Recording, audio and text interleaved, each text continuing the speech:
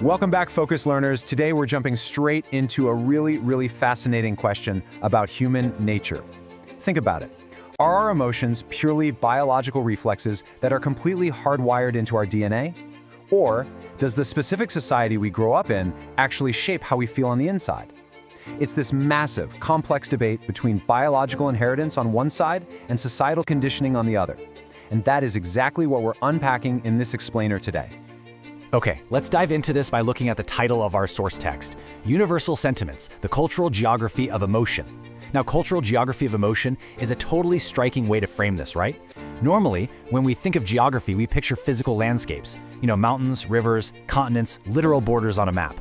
But this concept, it suggests that human emotions possess their own distinct geography. It's like the actual terrain of our feelings might shift, transform, and map out entirely differently just depending on where in the world you happen to be standing. Which leads us directly to the core scientific and sociological mystery here. Do we all actually feel the same? Think about a time you experienced just profound joy, or maybe a sudden, overwhelming flash of anger.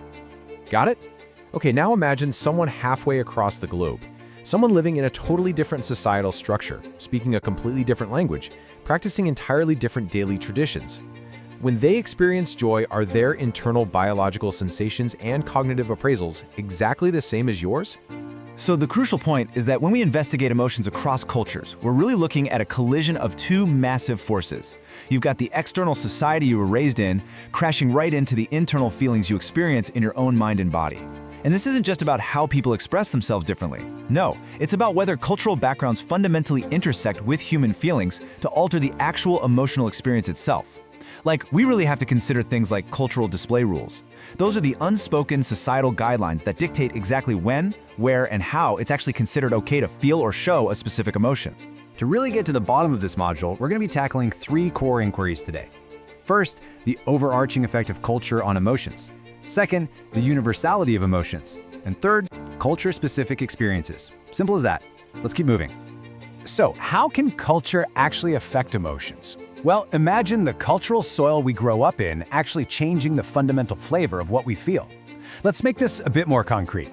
In highly individualistic cultures, emotions that promote self-assertion, think pride, or even righteous anger, well, those are often encouraged and frequently experienced, right? They reinforce this idea of the independent self. But then flip it.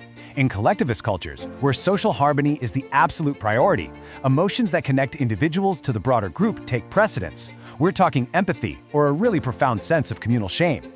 It's literally like the culture is actively tuning a dial, turning up the volume on certain emotions and actively suppressing others. And this brilliantly illustrates the whole debate. It creates this fascinating dichotomy between our shared biology and our localized culture. On one hand, yeah, we have universal emotions, the fundamental biology for basic survival responses, like widening your eyes in fear to take in more visual info, or the very specific facial muscle movements of a genuine smile that appears to be a shared human trait, doesn't matter what your geography is. But, on the other hand, we have culture-specific emotions. These are entirely unique emotional states completely defined by local histories and norms. Take a concept like Schadenfreude in German, that really distinct feeling of pleasure derived from someone else's misfortune, or ame in Japanese, which is a specific emotional state of depending on another person's benevolence.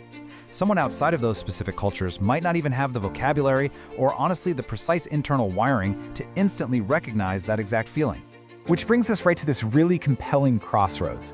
Are emotions universal, or are they culture-specific? Ultimately, the answer seems to be a deeply intertwined mix of both.